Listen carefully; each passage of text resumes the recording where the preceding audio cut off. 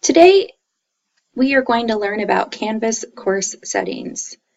I'm going to click on one of my courses. And to get started, I'm going to click the settings link in course navigation. You can view and change details about your course on the Course Details tab, such as the image, the name, the course code, the time zone, what sub-account it belongs to, the default term, the start and end dates for your course, and some of these settings as well. You can also change, or excuse me, you can't change, but you can ask to have more file storage added. You can enable a course grading scheme depending on what you have in mind. So you can set the course grading scheme to what you'd like it to be. You can also choose whether your course is in the public domain or is copyrighted.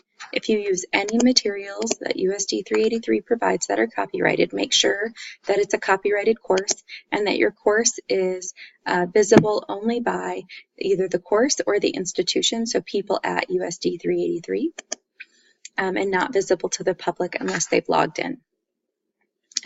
You can also customize this visibility, customize your syllabus to be visible by the course or the institution. And then you can include this in the public course index, which I do not recommend. You can set the format for your course as well and use a course description here.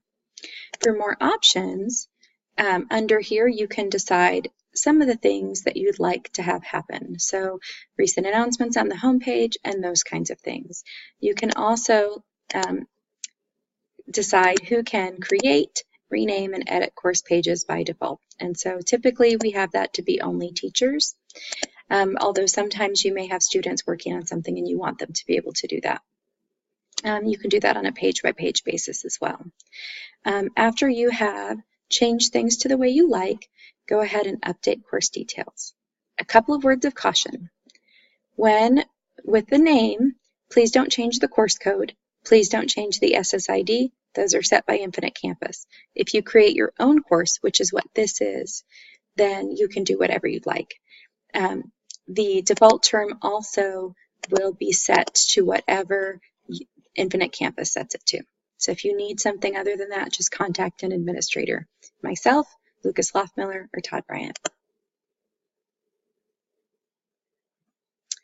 Now, we're going to look at the Sections tab. When we see the Sections tab, we can see the sections that we have. We can edit our sections and change the names of our sections. We can remove the sections as long as they don't have any users, but once they have users, we can no longer delete the sections. We can add a new section and create a section to add students to. We can click on the section to find out who is enrolled in this section. We can also click the edit section here to change the start and end dates of that section. We can cross-list this section and we can go back to course settings, which we're going to do. We'll learn about cross-listing course sections in the very next video that hopefully you'll get to see today. On the navigation screen, this is where we can reorder the items that we see in our course navigation over here. We can move them around over here. So if there's something I want in a particular order, I just move it to where I want it. I want my modules first. I just move my modules there. If I want something not available to my students, let's say I don't need them to involve in collaborations, I click disable and that moves it down into my disabled, so they're hidden from the students. They don't even know they exist. If I'm happy with that, I click save. And you'll notice over here now modules is first and collaborations is grayed out, meaning my students can't do anything with it. I can, but they can't. So I'm going to go back down to settings. And then I'm going to click over to apps. Now this is where I can install apps that work really well with Canvas, learn about more apps that work really well with Canvas, and modify existing apps in my course. So let's say I wanted to add an app to my course. First, I want to see what's installed. I'm going to click on Installed. I have Dropbox, Google Apps, Office 365, YouTube, Twitter, and Pearson MyLab Mastering. Things that are not installed are here. I know that College Board actually does a pretty good job with some of the AP stuff and prep stuff here. So I'm going to click on College Board. Let's see what it's going to give me access to. Oh, just SAT and AP exams. So I'm going to add that app to my course. I don't need any additional information to do that. It's free for me to add it. Some are not. So if I wanted to go ahead and add something like Discovery Ed, I'm going to need a code for that. Our district doesn't pay for that, so we don't have these codes, unfortunately. So if that happens, if there's something you want, let Luke Slothmiller or Todd Bryant know that you want it. If enough people want something, that may be something they look at purchasing in the future. Okay, so that's basically apps. And you can also look at other apps that are available by clicking this little guy here. It'll take you to the Edu app web page. And there you can learn about more apps that would be available. Again, if it's something that you would like to have installed, simply let Todd Bryant, Lucas Lothmiller know about that. I don't have any control over that, so I can't help you there. And then we go to our feature options. Feature options, this is where we can turn on the Learning Mastery Gradebook, turn on the Student Learning Mastery Gradebook. So if you're interested in having those available, you just click those on, and then you can do anonymous instructor annotations, and any of these events go right under here. So if I want quiz log auditing, that is in beta, so we're still not sure exactly if that will be available, but right now it looks good. So on the right-hand side, which is the sidebar, you'll notice you have a lot of other options. So you can do things here like share to commons, student view, course statistics.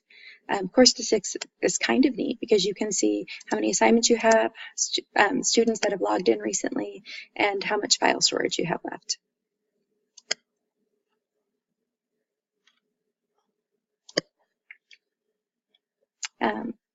And I can conclude this course. Now, the only time we want you to conclude a course is if it's a course that you created yourself and not a course that was installed by Infinite Campus. But same thing with delete this course. Please do not try to delete any courses that were installed by Infinite Campus. They will go away forever and ever and ever.